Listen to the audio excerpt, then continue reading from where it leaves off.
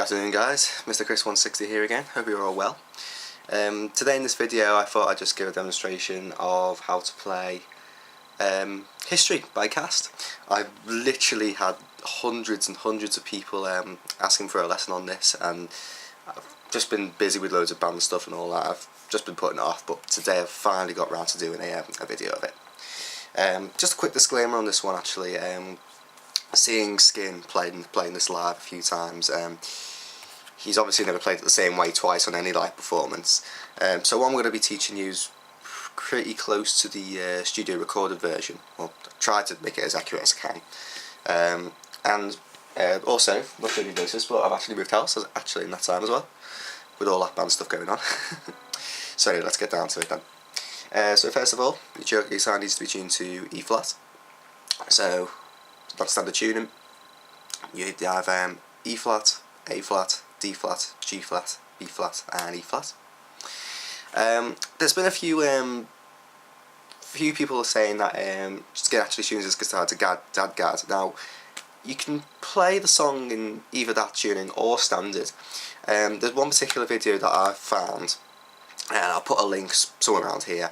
When they're playing in Aberdeen, he actually, when he starts playing the tapping sequence, he's actually hitting the low E. From what I can hear it's an E anyway, it's not actually a D flat.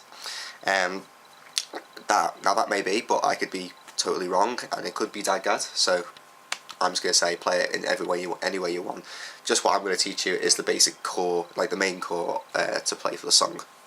So let's get down to it. So the first passage that you'll want to do goes like this.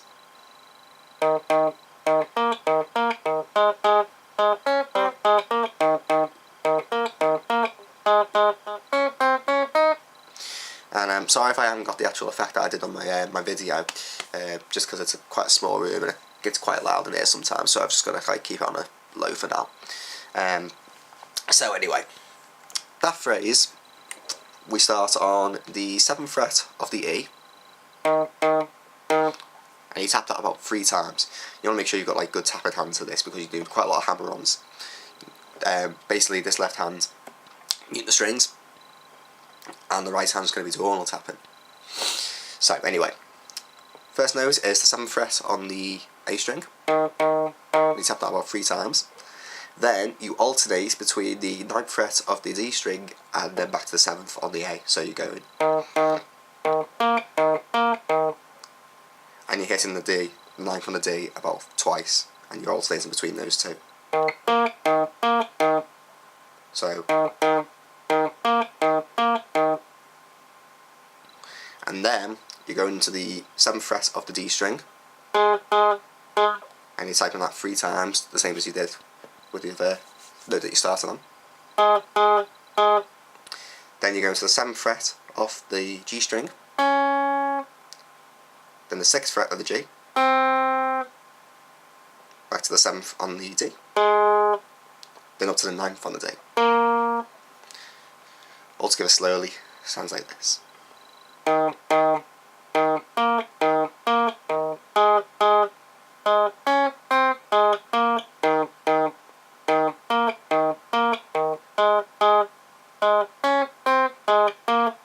Like that.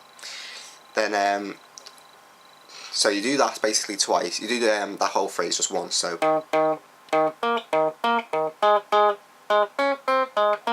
and the next time round you do the same riff that you started on,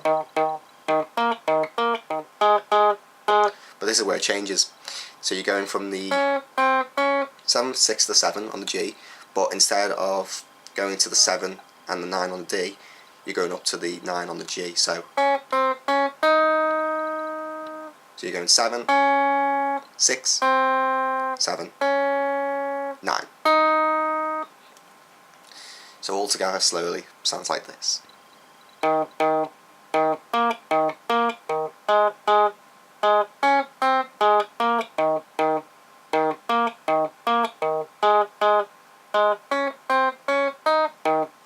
It does sound pretty weird without the effect, but if you go and listen to the video, I'll put a link in the description. You can hear how the you can hear the effect and all that, and it'll sound it'll make a lot more sense when you watch that rather than listening to the dry sound on this video anyway. So back to the first section. Now, obviously, when Skin plays that live, he emphasises different notes around the fretboard in the key. But for now, sticking to the recorded version, that's pretty much the core of the verses. Then, so that you go to the chorus, and that phrase goes a little bit like this.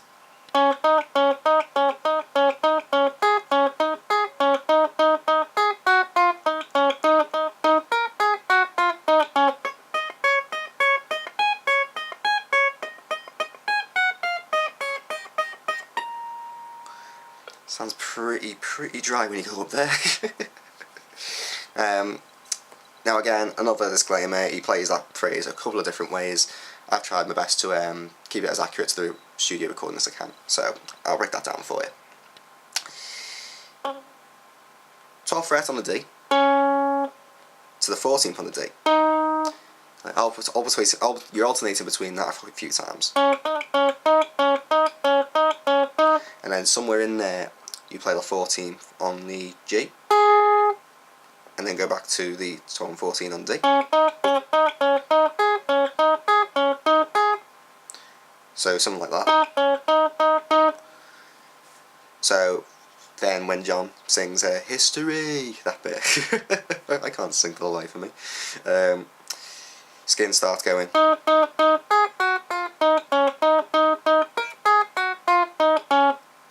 So what that bit is, it's 4 times on the 14th of the D, 14th on the G, 12, 11, 14th on the D, 12, 14. So the next part you play the 14th on the D 3 times. Then you go up to the 16th fret on the G,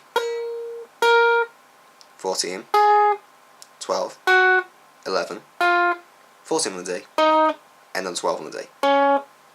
Slowly, both in phrases, sounds like this.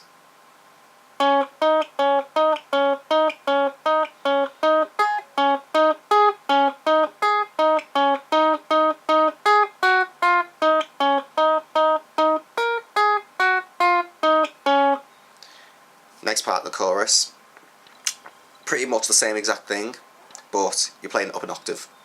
So you're going from the 15th fret on the B to the 16th on the B, or should I say 17th? I don't know. Hang on, 17th. Sorry. God, I've only just woken up as well, so my brain's just not. It's just fried. So between the 15th and the 17th on the B string. Then the 17th fret on the high E string, and then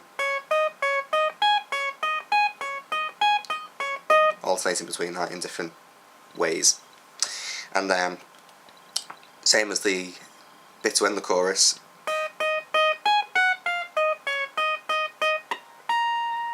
and that is 17th fret on the B 3 times, 17th on the B, on the high E, 15th, 14th, 17th on the B, 15th, back to 17th, then end the whole chorus with a 19th on the high E. So slowly, sounds like this.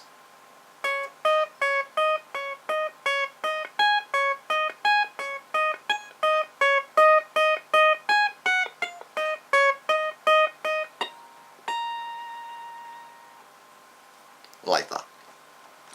Then repeat that those same phrases over again for another verse and chorus. Then we go up to the solo section.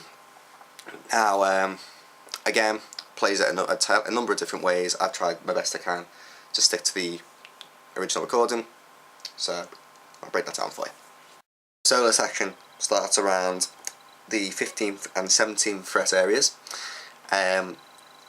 Just point out as quickly as well is that obviously when Skin plays it improvises a lot, so I'll try and stick to it as best as I can for you, like the original. So from what I picked out, it's something like this.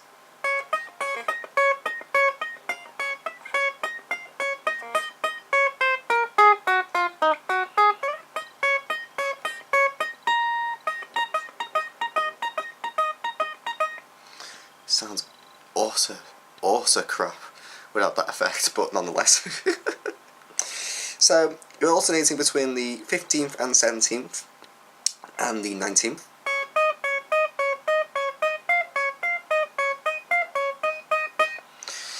And then you're going pretty much going down the major scale.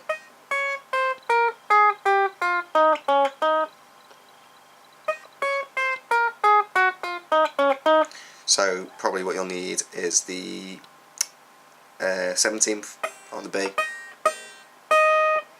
15th, 14th, 16th on the G, 14th, 12th or the 13th, then the 11th, 14th on the D, and the 12th on the D. So you're basically just winging it around there, really.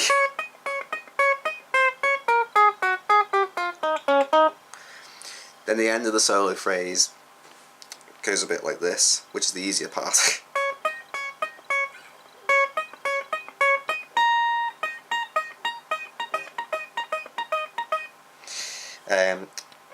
Between the 15th and the 17th on the B again.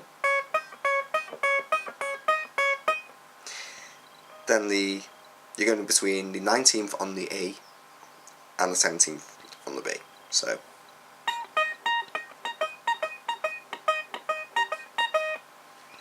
that's the solo phrase. Then you're going into the chorus section again, which is the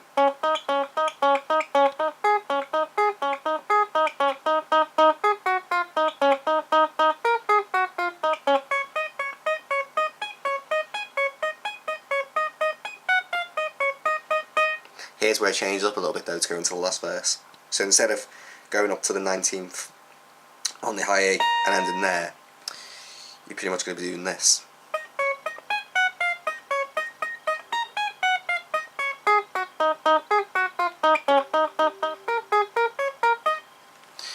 Now I'll try and get those phrases best I can for you. So you alternate again between the 15th and the 17th on the B. Then the 17th on the A to the 15th, 14th, back to the 17th on the B, 15th, 17th, 19th on the A, 17th, 15th, 14th, back to the 17th on the B, 15th, then 17th. Then they do the entire phrase but knocked it down again, so that's 14th on the D, 12th, 14th on the G, sorry, 12th, 11th, 14th on the D, 12th, 14th.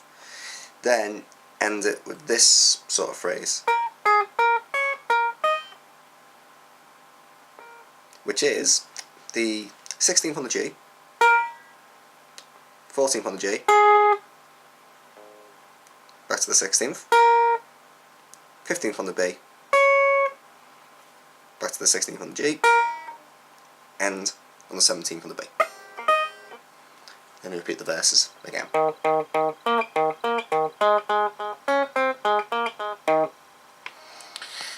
And then for the outro, you're pretty much again just winging it really, around the same notes.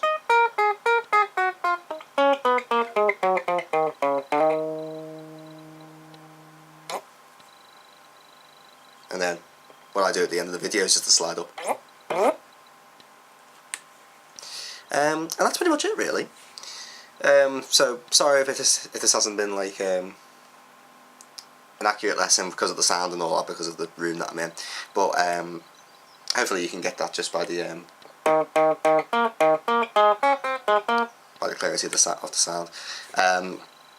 Put a link to the. I'll put a link again to my instrumental cover. You can go and watch that, and then skip between that and this, and you should be able to know how to play it by the end. So anyway, thanks very much for watching, and I will see you all very soon. Take care.